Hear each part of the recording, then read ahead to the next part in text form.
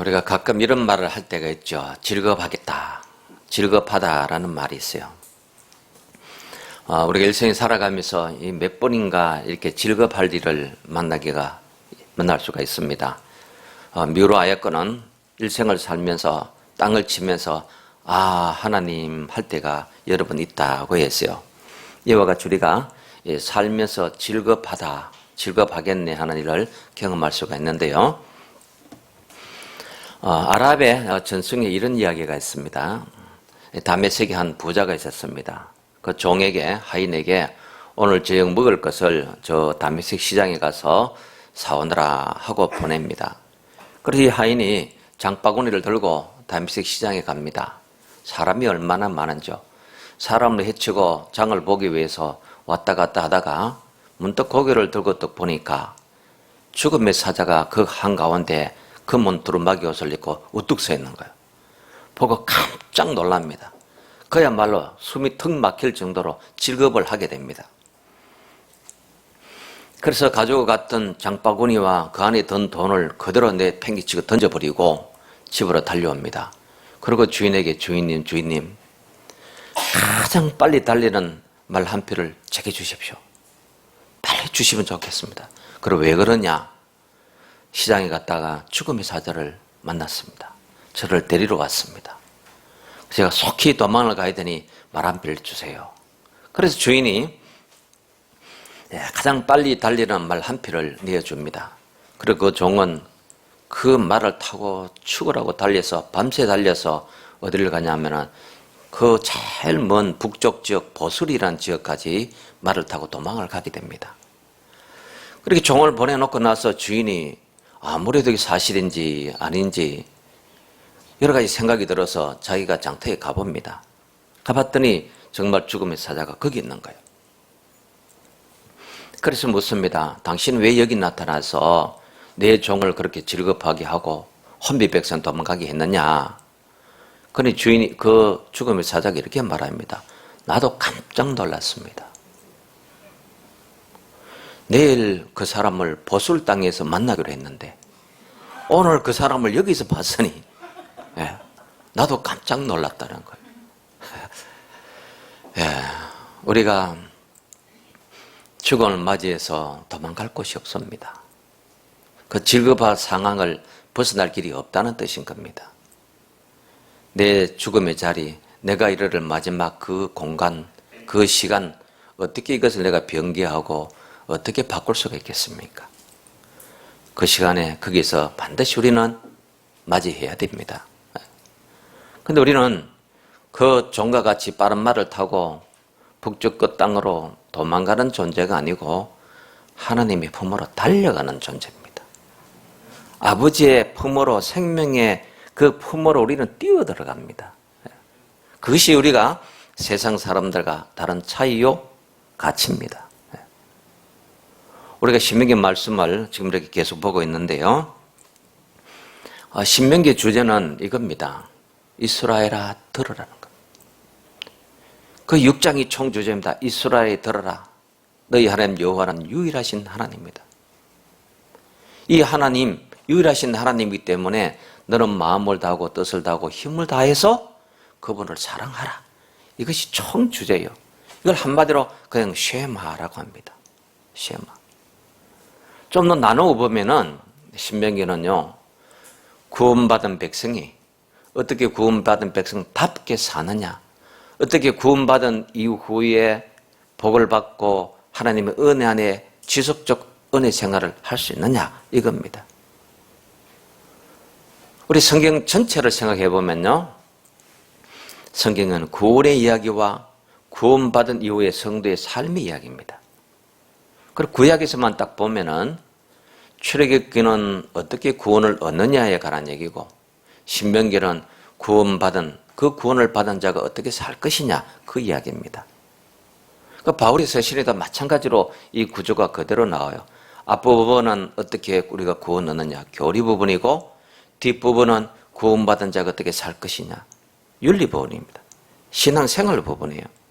이와 같이 구원을 어떻게 얻을 것인가, 구원받은 이후는 어떻게 사는 것이 바르게 사는 것까. 그런데 구원 얻은 이후에 바르게 사는 삶은 뭘까요? 이미 구원은 얻었죠. 이미 우리 생명은 결정이 되었습니다. 영원한 생명이 주어졌습니다. 그럼 구원 이후의 삶은 어떤 삶이냐? 그 우리가 마지막 도착해서 영원히 살 그 아버지 품에 뛰어들어가서 누릴 하나님의 나라의 삶을 여기서 부분적으로 누리고 사는 것이 구원받은 이후의 삶입니다. 그 나라의 삶을 여기서도 완전하진 않지만 아직도 세상의 세력이 있고 내 안에도 옛 잔재의 옛 본성의 옛 사람의 모습이 남아있기 때문에 완전한 하나님의 나라의 그 기쁨과 그 은혜와 그 영화로운 삶을 살지는 못합니다. 그러나 부분적으로는 우리가 사는 거예요. 최대한 내 옛사람을 몰아내고 최대한 새 사람의 성품 가지고 이 땅을 살아가는 겁니다. 그래서 이 출애굽기의 이야기를요, 어떤 신학자는 이렇게 대비를 해서 해석을 했습니다. 자, 이스라엘 백성이 애굽에 나와서 가나안 땅에 들어가요. 들어가는데 그 땅에 들어갔더니 그 땅 백성들이 어서 오너라고 뭐 현수막 걸고 환영하고 그런 것이 아니었습니다. 그 땅 가나안 7족속들을 하나씩 내몰고 하나님이 분배해 주신 그 지파별 땅을 확보하고 차지해야 됐어요. 그것이 무슨 얘기냐면은 그 땅의 원주민을 몰아내고 그리고 하나님이 주신 그 백성들이 들어가서 약속의 땅, 축복의 땅의 삶을 거기서 살아내야 할 이 과정이었던 겁니다. 이것을 우리가 예수를 믿고 내 안에 있는 원주민 뭐겠어요? 내 속에 도사리고 있는 옛사람의 본성, 제약된 품성, 아직도 악을 쫓아가고 불의를 행하기를 기뻐하는 이런 옛사람을 몰아내는, 정복하고 몰아내어서 젖과 꿀이 흐르는 땅으로, 하나님이 약속하신 땅으로 회복하는 것, 이것이 출애굽기다. 그렇게 해석한 분도 있습니다. 그래요. 우리 바울은 늘 너 옛사람을 벗으라, 새사람을 입어라. 누구든지 그리스도 안에 있으면 새로운 피조물이다. 이전 것은 지나갔다. 보라, 새 것이 되었다. 계속 그렇게 얘기하는 것은 우리가 구원받은 이후에 하나님의 백성다운 새로운 삶을 어떻게 좀 살 건가? 어떻게 새 사람, 새 생활, 새 기쁨, 새 은혜로 살 건가? 이것을 얘기하고 있는 겁니다. 그래서 오늘 신명기 말씀은요, 너희가 가나안 땅에 들어가거든 이전과는 다르게 살아라, 이 이야기를 한 거예요. 그래서 오늘 성경 볼까요? 10절 먼저 보겠습니다. 11장 10절 같이 읽어볼까요? 네가 들어가 차지하려 하는 땅은 네가 나온 애굽 땅과 같지 아니하니 거기에서는 너희가 파장한 후에 발로 물대기를 채소밭에 된 것 같이 하였거니와. 자, 이렇게 말합니다. 너희가 들어가서 차지할 땅, 너희가 들어가서 살 가나안 땅은 애굽 땅과 같지 않다. 무슨 말일까요? 애굽 땅과 같지 않으므로 이 땅은 다른 땅이고 새로운 땅이므로 옛날 생활하지 말고 새로운 생활해라. 새로운 방식으로 살아라. 그것을 일러준 겁니다. 지금 우리 강야에서 만난 하나님, 이거 시리즈로 이제 4번 이렇게 쭉 가는데요. 갑자기 예배가 또 중단돼서 우리 액션 플랜을 하다가 2번 남겨놓고 지금 갑자기 이제 또 강야에서 만난 하나님 시리즈로 이렇게 말씀을 전하게 되었습니다.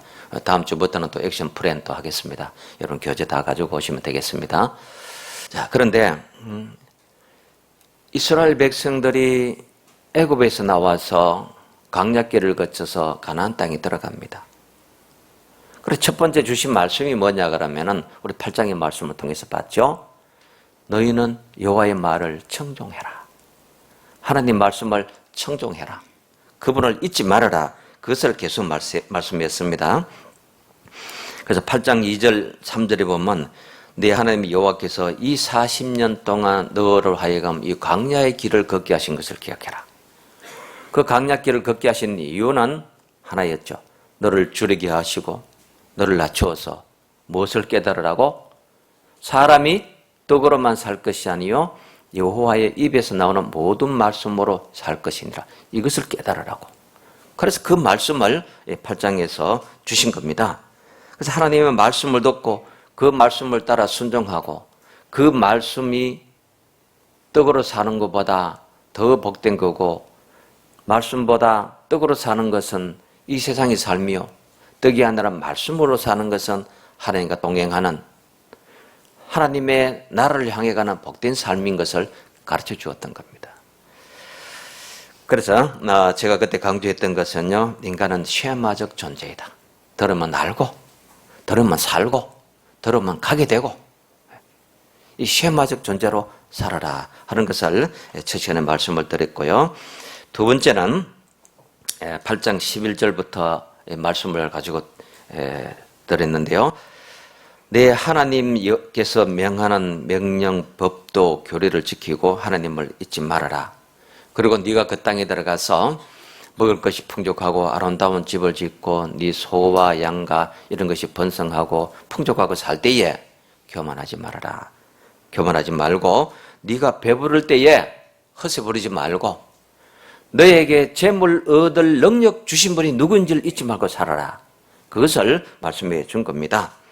그래서 아굴의 기도를 그때 말씀을 드렸는데요. 가난하기도 마옵시고 부하기도 마시옵소서. 왜 그러냐? 가난해서 내가 도둑질하고 하나님 명한 가리면 안 되겠고 배불러서 하나님이 없다고 교만해서도 안 되겠고 그래서 아굴의 기도가 참 기도의 참 압권이다. 그 말씀을 그렇게 드렸던 겁니다. 자, 우리의 외적 싸움은 하나님이 늘 대신해 주시지만 내적인 싸움은 내가 해야 됩니다. 내가 겸손하고 내가 성령의 사람이 되기 위해서 힘쓰고 이것은 내가 해야 할 내적 싸움입니다. 그래서 스스로 낮추고 겸비하면은 하나님이 뭘 해주신다. 내가 너희를 위하여 오늘 또 싸우리라. 그 신명이 나오는 유명한 말씀인 겁니다. 자, 세 번째 말씀은 하나님이 요구하시는 것이 무엇인지 너희가 알아라. 그리고 10장의 12절 13절 말씀을 전해드렸습니다. 그 부분은 같이 한번 볼까요? 10장 12절 바로 옆에 있죠. 10장 12절 13절 같이 보겠습니다. 이스라엘아 내 하나님 여호와께서 너에게 요구하시는 것이 무엇이냐? 곧 내 하나님 여호와를 경외하며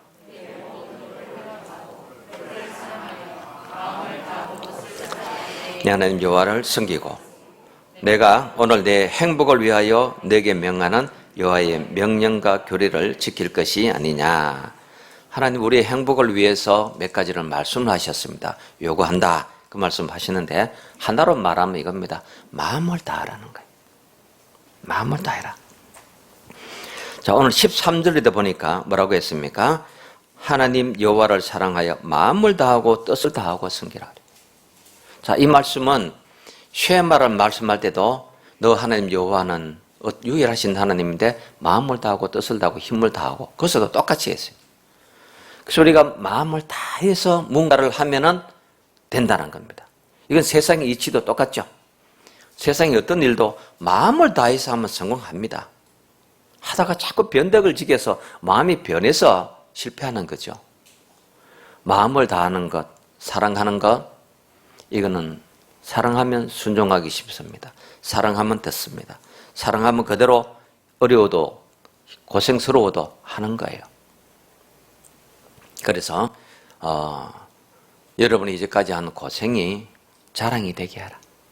신세 타령이 되고 원망이 되고 불평이 되어서 고생 보따리 책으로 쓰면 10권도 넘는다 이런 소리 하지 말고 살아라는 거예요. 내가 살아온 것이 고생하고 애쓰고 수고했지만은 다 잘 된 겁니다. 그게 잘한 거예요. 모든 것을 협력하여 선을 이루는 하나님의 그 손길 속에서 다 잘 된 겁니다. 고생했어도 어려웠어도 잘 된 거예요. 그래서 내 고생이 자랑이 되고 기쁨이 되게 하라. 왜? 어떤 고생도 어떤 어려움도 사랑이 들어간 거는 다 잘한 거예요. 그래서 하나님을 사랑하고 마음을 다하고 뜻을 다해서 그렇게 하라. 이제 그 말씀을 그렇게 드렸던 겁니다. 이제 오늘 본문 말씀을 보는데요. 네 번째 마지막입니다. 자, 성도는 누구냐? 하나님의 백성이라고 하죠. 또 하나님의 자녀라고도 합니다. 그것은 하나님께 속한 사람이라는 뜻입니다. 하나님께 속한 사람. 자, 하나님께 속하는 방법이 예수 그리스도를 믿음으로, 예수 그리스도를 통해서 하나님께 속하게 돼요. 내가 너희 안에, 너희가 내 안에, 내가 아버지 안에, 아버지가 내 안에. 이것은 바로 그리스도를 통해서 우리가 하나님께 속하게 되기 때문에 우리는 신약적으로는 하나님의 백성이라는 말보다도 그리스도인이라는 말을 더 많이 쓰게 되죠. 그래서 그리스도인, 크리스천 이런 말을 합니다. 그래서 하나님께 우리는 어떻게 속하게 되느냐? 예수 그리스도를 통해서 하나님께 속하게 되어서 그리스도인으로 살게 된 겁니다. 그래서 우리는 심판주 하나님의 속하게 된 관계로 우리는 심판에서 벗어나서 생명의 구원을 얻었고 확보한 겁니다. 그리고 하나님께 속하게 되었기 때문에 하나님의 자비하심과 인애하심과 긍휼하심에 의해서 우리 날마다의 삶이 은혜 속에 살아갈 수 있게 된 거예요.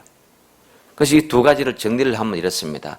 우리는 생명의 구원을 얻었고 생활의 구원도 보장받고 산다는 거예요. 너의 출입을 지금부터 영원까지 지키시라는 그 하나님의 약속 속에서 우리는 그 하나님의 은혜 속에 오늘도 우리가 살아가고 있는 거예요. 문제는 이런 하나님의 은혜의 생활을 어떻게 지속적으로 할 수 있느냐? 살아가면서 질급할 일을 당하고 하나님하고 땅을 칠 통곡스러운 일을 당하고 도망가고 싶은 일이 몇 번이나 있고 큰 얼마나 험악한 이런 한가운데 은혜로 그것을 이겨내고 몰아내는 그것을 어떻게 지속적으로 살 수 있느냐? 이제 그것인 겁니다. 오늘 신명기 말씀, 거기에 대한 말씀을 쭉 하고 있는데, 자, 앞에서 아굴의 기도, 모세의 기도를 말씀드렸었죠. 오늘은 예수님의 말씀으로 이제 마무리를 하려고 해요. 자, 예수님이 마태복음 6장에서 산상수훈을 말씀하시면서 이렇게 말씀합니다. 자, 공중나는 새를 보라. 들의 백합화를 보라. 그렇게 말씀하신 이유는요, 이것 때문입니다. 너희가 무엇을 먹을까, 무엇을 마실까, 무엇을 입을까 염려하는 그것 때문에. 근데 그 앞에 보면은 너희가 목숨을 위하여 무엇을 먹을까, 무엇을 마실까, 몸을 위하여 무엇을 입을까 염려하는데 염려하지 말아라 하시면서 주신 말씀이 뭐예요? 공중나는 새를 보고 들의 백합화를 보아라.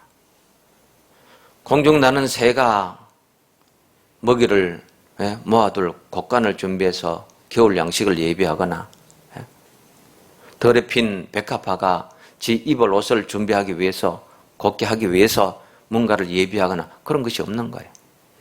근데 하나님이 공중나는 새도 먹이고 덜의 백합화도 입히시거든 이렇게 말하죠. 하물며 너희일까 보냐. 무슨 뜻이에요?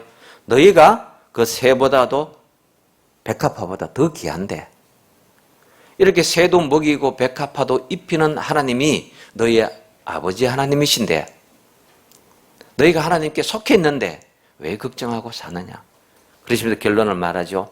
이는 이방인이 구하는 거다. 그러므로 이방인이 구하는 이런 것 하지 말고 너희는 먼저 그 나라와 그 의를 구하고 살아라.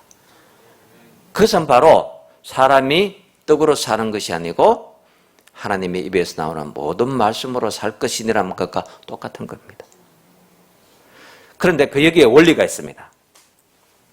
공중나는 새도 먹이고 덜의 백합화도 이긴다는데 무슨 원리냐? 하나님이 새를 만드시기 전에 새가 먹을 것을 미리 준비해 놓으셨다는 겁니다. 저 백합화가 피어나기 전에 그 백합화가 그 곱게 예쁘게 단장할 준비와 환경을 만들어 놓으셨다는 거예요.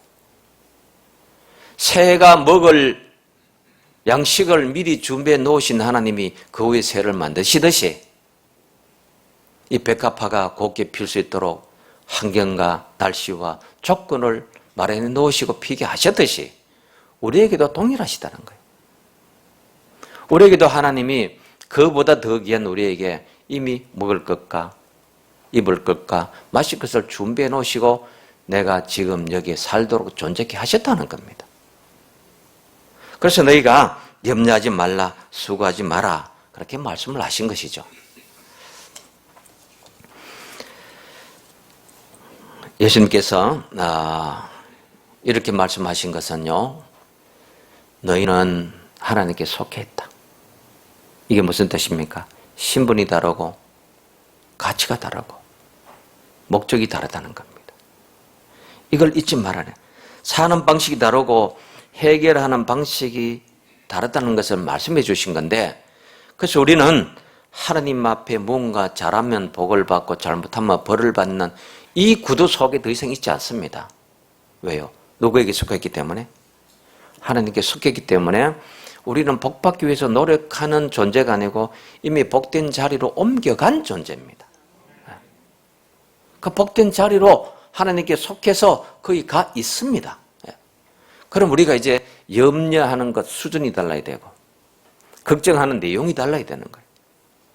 무엇을 먹을까, 무엇을 입을까, 마실까, 이거 세상에서 물론 중요합니다. 무시하라는 말은 아니에요.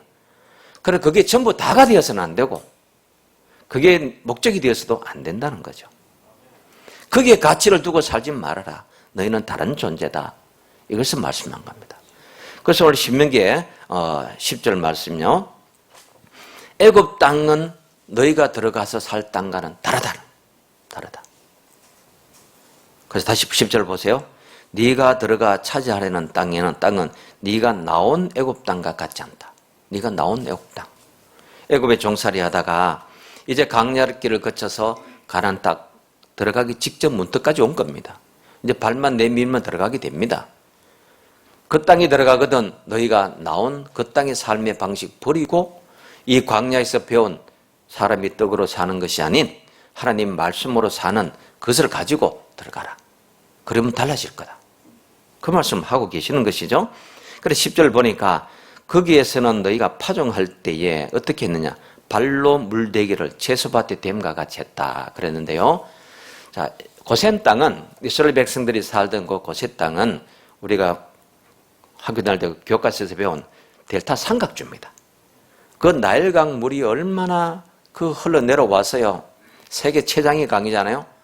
그 마지막 거기 와서 그 흙을 실어 날라서 요즘 말로 하면 미네랄이 풍부하고 자양분이 충분한 그런 땅입니다. 그냥 뿌려 놓으면 씨앗이 나고 먹을 것이 풍성해지는 그런 땅입니다.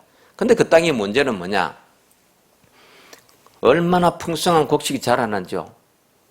그대로 거두면 좋겠는데 수시로 홍수가 나서 범람해서 쉽게 내려가 버려요.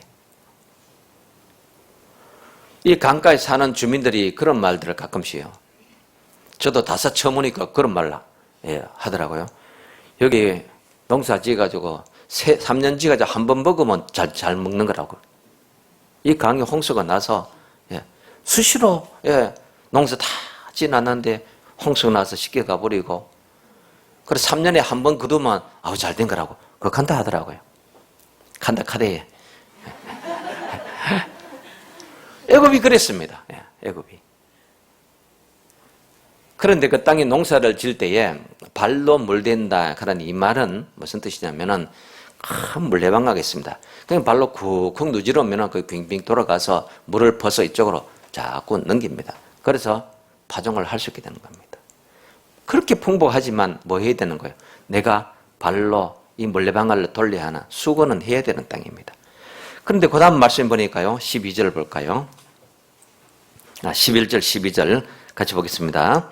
너희가 건너가서 차지할 땅은 산과 골짜기에 있어서 하늘에서 내리는 비를 흡수하는 땅이요 내 하나님 여호와께서 돌봐주시는 땅이라. 연초부터 연말까지 내 하나님 여호와의 눈이 항상 그 위에 있느니라. 굉장히 참 소중한 말씀입니다. 여러분 우리의 최고의 복이 뭘까요? 무엇이 최고의 복입니까? 하나님이 내 편인 게 최고의 복입니다. 사망이라 칼이라 뭐라 어떤 것도 그 하나님의 자녀들 하나님의 백성을 막아설 수 없습니다. 적신이든 뭐든 하나님이 내 편인 것이 최고인데 여기 보니까 하나님이 항상 나를 지켜보고 계시는데 한두 번 하는 것이 아니고 연초부터 연말까지, 새초부터 새말까지 하신다는 거예요. 근데 그 땅은 어떤 땅이냐? 그 땅은 산과 골짜기가 있는 땅입니다. 근데 발로 물을 대서 물을 퍼부어서 파종할 수 있는 그런 관계시설을 통한 농사 방법이 통하지 않는 곳. 근데 그 땅은 산과 골짜기가 있어서 하늘에서 비를 내려서 흡수하는 땅이요. 이렇게 나와 있죠. 자, 이 흡수하는 땅이요 하는 것은요, 여러분, 일조량이 많은 곳은 물만 잘 공급해주면 농사가 최고입니다. 요즘 아라비아 사막에요, 수박, 참외 이런 과일을 재배하는데 일조량이 얼마나 풍부합니까? 거기 물을 대줘서 최고의 과일들을, 수박을 생산해내는, 그걸 제가 내셔널 지오그래픽 뉴스에서 한번 봤습니다. 그 물을 어디서 그렇게 끌어와서 하느냐, 그거부터 해서, 자, 여기는 물도 없습니다. 산과 골짜기 뿐인 것입니다. 근데 비를 흡수하는 땅이다 하는 것은 위에서 내려서 농사가 잘 되게 해준다는, 이걸 말씀하려고 전제한 거예요. 그래서 그 다음 말씀 보면요, 14절로 가봅니다. 14절에 같이 볼까요? 여호와께서 너희의 땅에 이른 비 늦은 비를 적당한 때에 내리심으로 너희가 곡식과 포도주와 기름을 얻을 것이요. 우리의 수고와 노력으로 거두는 것이 아니고 이른 비 늦은 비를 주시는 이 하나님의 은혜에 의해서 거두는 것이 어느 땅이냐? 젖과 꿀이 흐른다고 하는 가나안 땅이라는 거예요. 그래, 젖과 꿀이 흐르는 땅은 땅이 정말 비옥하고 옥토여서 젖과 꿀이 흐르는 땅이 아니고 그 땅을 하나님이 다스려 주시기 때문에 비옥한 땅입니다. 그래서 옥토한 겁니다. 근데 하나님이 내가 너를 돌봐주는 곳이다. 그래서 12절에 네 하나님 여호와께서 돌봐주시는 곳이다. 그래요. 자, 애굽 땅에 있을 때 백성들이 불평한 내용이 광야에서 나오죠. 그 땅에 있을 때는 우리가 마늘도 먹었고 부추도 먹었고 고기 가마 곁에서 고기도 건져 먹었다. 이렇게 얘기를 해요. 그들은 노예 생활하면서 그나마 고달프고 힘들기는 했지만은 생활의 규칙은 있어요. 안정은 있었어요. 아침 4시에 나가서 강제 노역하고 뭐 하고 싶은 일을 하는 게 아니고 시킨 대로 일하고 몇 시 되면 돌아오고, 그럼 먹을 것을 좋은 거든 나쁘거든 배 안 고프도록 먹을 것은 주고 생활에 안정이 있었고 질서가 있었죠. 그러나 광야에 왔더니 구름 기둥 불기둥이 움직이면 가고 멈추면 서고 언제 갈지 언제 멈출지 모르는 거예요. 날마다 텐트를 쳤다가 거뒀다가 아침 되면 나가서 만나를 거두어 먹고 내일 아침은 내릴지 안 내릴지 불안한 가운데 며칠 양식이라도 주면 좀 안심할 텐데 며칠 양식도 주지 않고 날마다 그렇게 불안한 생활을 하게 하신 거예요. 하나님 우리를 불안하라고 노예적이지만 안전된 생활을 버리고 이렇게 하라고 하신 것은 뭘까요? 너 삶을 여호와께 어택하면 너의 삶은 염려할 것도 걱정할 것도 무엇을 마실까 입을까 염려하지 않아도 된다는 걸 가르쳐 주시는 거예요. 그래서 맡기는 의탁적 삶을 살면 얼마나 편해요. 우리가 누구에게 맡긴다는 게 얼마나 좋습니까? 집에 뭘 하나 고장이 나도 전문가가 와서 해주면 안심하고 해주는 대로 받아들이잖아요. 하나님께 맡기는 게 얼마나 좋은데요. 그래서 우리 믿음이라는 건요, 하나님께 맡기고 의뢰하는 건데, 믿음은 어떤 얘기는 선물인데 어떤 얘기는요 해석의 노력이라. 얼마나 고달픈지 몰라요. 자기 머리로 해석해서 그 노력으로 믿으려고 하니까 얼마나 어렵습니까? 믿음은 단순하면 좋습니다. 그냥 어린아이처럼 맡기면 되는 거예요. 아이가 엄마라는 뭐 분석하고 염려하고 해석해서 엄마라고 의지하고 젖을 먹습니까? 그래서 하나님께 맡기고 살면은 이게 불안한 삶이 아니고 어디입니까? 앞으로 전진한 삶이고 젖과 꿀이 흐르는 땅이 가까워지는 삶이고 복된 삶으로 한 발 더 가는 삶이라는 겁니다. 그것을 가르쳐주고 계시던 거예요. 그러기 이제 오늘 말씀에서는요, 너희가 그렇게 해서 들어갈 때에 너희는 그 땅에서 산과 꼴짝이지만 비를 흡수하는 땅, 이런 비와 늦은 비를 주셔서 그 땅의 곡식과 포도주와 짐승의 젖을 먹고 풍족히 살 그 축복을 누리게 될 거다. 이 말씀 해주고 있는 겁니다. 역대하 16장 9절에 보면요, 여호와의 눈은 온 땅을 두루 감찰하사 전심으로, 잘 들어보세요, 전심으로 자기에게 향하는 자들을 위하여 능력을 베푸시나니 이랬어요. 하나님은 온 땅을 두루 살피시면서 누구를 찾으세요? 전심으로 자기에게 향하는 자들에게 능력을 베푸시려고 찾으신다는 거죠. 예레미야 29장 13절에 보면 너희가 온 마음으로 나를 구하면 나를 찾을 것이요 나를 만나리라. 이렇게 하나님은 그 하나님의 백성을 찾아서 뭘 하시기 위해서 재물 얻을 능력을 주시고 하나님께서 그 백성이 어려운 문제를 해결해 주시고 능력을 베푸시려고 찾고 구하고 있다는 거예요. 자, 이제 15절 볼까요? 15절, 16절 같이 보겠습니다.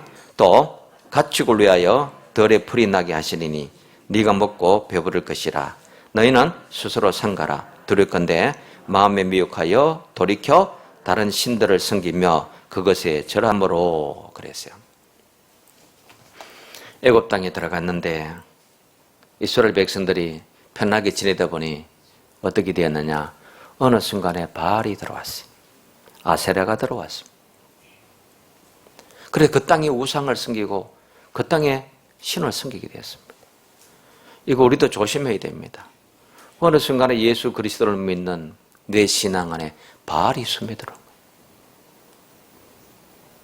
다른 헛된 것들이 들어와서 내 신앙을 제한하고 축소하고 누질러서 아무 힘도 못 쓰게 만들어버려요.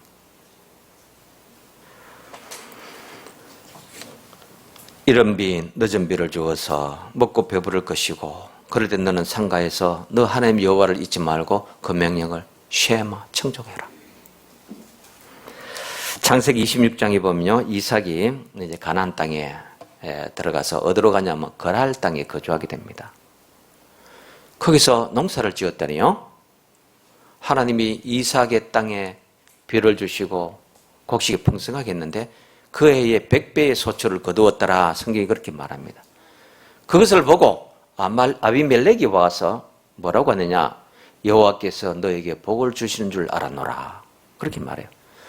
그 땅이 바로 이스라엘 백성이 들어가서 살 그 땅입니다. 그래 그 땅이 산과 꼴짝이라도 하나님이 이른 비와 늦은 비를 주시고 복을 주시니까 몇 배의 소출이 100배의 소출이라도 거둘 만한 풍성하게 주신다는 거예요. 그래서 우리가 이런 사실을, 이런 원리를 붙들고 살면은 고달프지 않습니다. 왜 고달프게 삽니까? 그리고 헛되게 살지 않습니다. 헛털지 않습니다.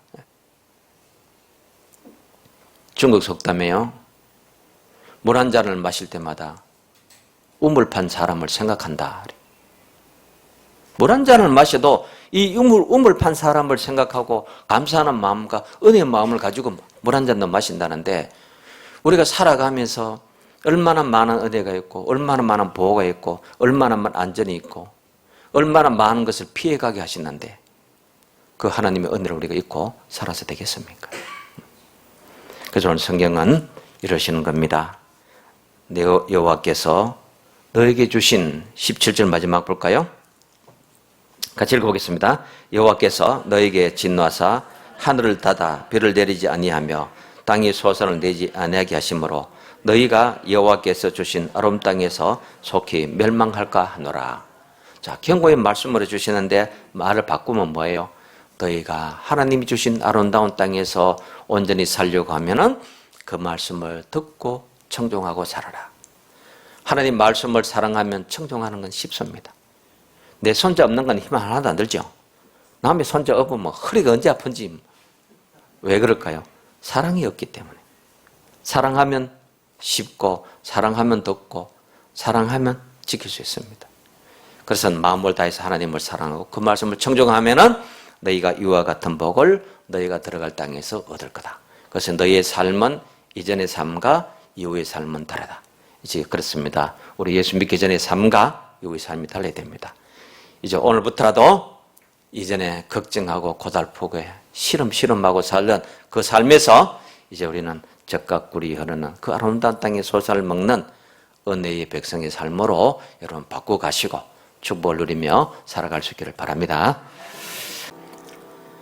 내 삶을 돌보시는 은혜의 하나님, 그 하나님으로 인해서 내 삶이 피곤하지 않고 고단하지 않기를 원합니다.